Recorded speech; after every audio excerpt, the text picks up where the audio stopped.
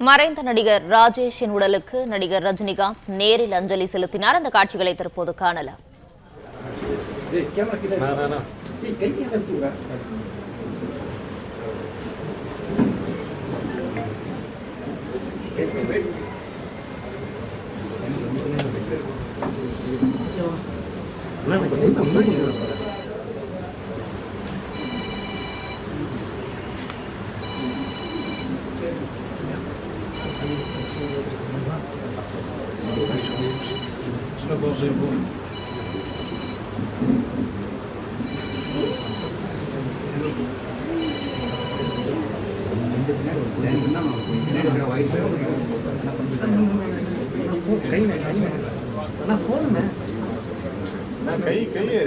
மறைந்த நடிகர் ராஜேஷின் உடலுக்கு நடிகர் ரஜினிகாந்த் நேரில் அஞ்சலி செலுத்தினார். இது குறித்தான முழு விவரங்களை வழங்கவிருக்கிறார் செய்தியாளர் ரகுபதி. ரகுபதி, வணக்கம். விவரங்களை வழங்கலாம். வணக்கம். தமிழ் சினிமாவின் மூத்த நடிகராக திகழ்ந்து வந்த நடிகர் ராஜேஷ் 2 நாள் முன்பாக 8 மணி அளவில் உடல்நலக்குறைவு காரணமாக மருத்துவமனைக்கு கொண்டு செல்லும் வழியிலே உயிரிழந்தார். இவரது மறைவுக்கு திரையுலகில் பெரும் சோகத்தை ஏற்படுத்தியிருந்தது.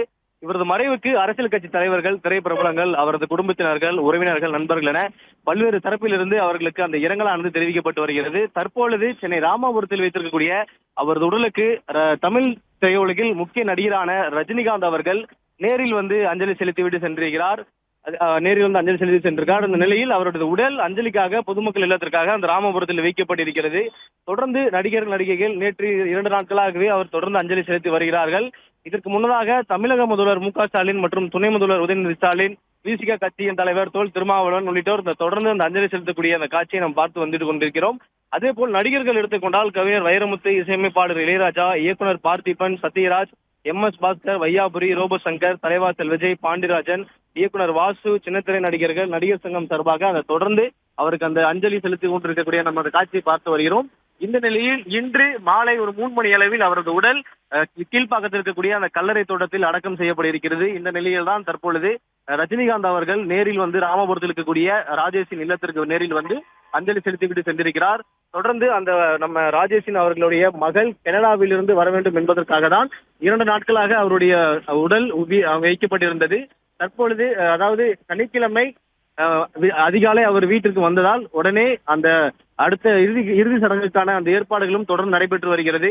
இந்த நிலையில் கண்டிப்பாக அவருடைய உடல் அசோக் நகரில் இருக்கக்கூடிய கிறிஸ்துவ ஆலயத்துக்கு எடுத்து சென்று அங்க இருக்கக்கூடிய 2 மணி நேரம் பிரார்த்தனைகள் நடைபெற்ற பிறகு 3 மணி அளவில் அவருடைய உடல் அடக்கம் செய்யப்படும் என்று அவங்க குடும்பத்தின் தகவல் கிடைத்திருக்கிறது.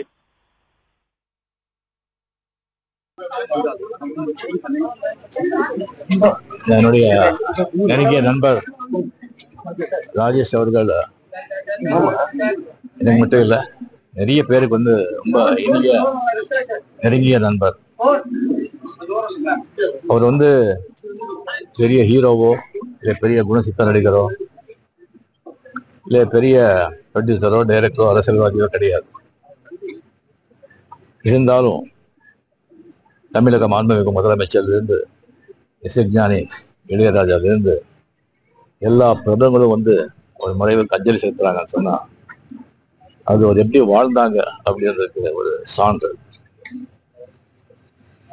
இந்த ஆடு தொடாத இளையர்னு சொல்றாங்க, அந்த மாதிரி அவருக்கு தெரியாத விஷயங்களே கிடையாது. நிறைய படிப்பாரு, நிறைய விஷயங்கள் தெரிஞ்சுக்குவார். உலகில் இருக்கிற எல்லா சினிமா, அரசியல், விஞ்ஞானம், மெய்ஞானம், ஆன்மீகம், மதங்கள், அது எல்லாமே அவருக்கு தெரியும். தேடுதல், அவ்வளவு தேடுதல். அவருக்கு தெரிஞ்சது வந்து எல்லாருக்கும் தெரியணும்னு சொல்லிட்டு பாடுபடுறாரு.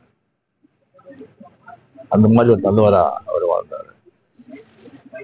எனக்கு அடிக்கடி சந்திப்பாரு. சந்திச்சு நீங்க ரொம்ப நல்லா இருக்கணும், ரொம்ப நாள் நல்லா இருக்கணும், ஆரோக்கியமா இருக்கணும், அதுக்கு நீங்க என்னென்ன செய்யணும், என்னென்ன சாப்பிடணும் அப்படியெல்லாம் சொல்லுவாரு. அவங்களுக்கு திடீர்னு இப்போ நம்ம கூட இல்லைங்கிறது ஒரு பெரிய ஒரு அதிர்ச்சி. நல்ல மனிதர். அவருடைய எழுப்பு பேரெழுப்பு. பிளே ஸ்டோர் மற்றும் ஆப் ஸ்டோரில் இருந்து பாலிமர் செயலியை QR கோடு மூலம் பதிவிறக்கம் செய்யுங்கள். செய்திகளை உடனுக்குடன் பெறுங்கள்.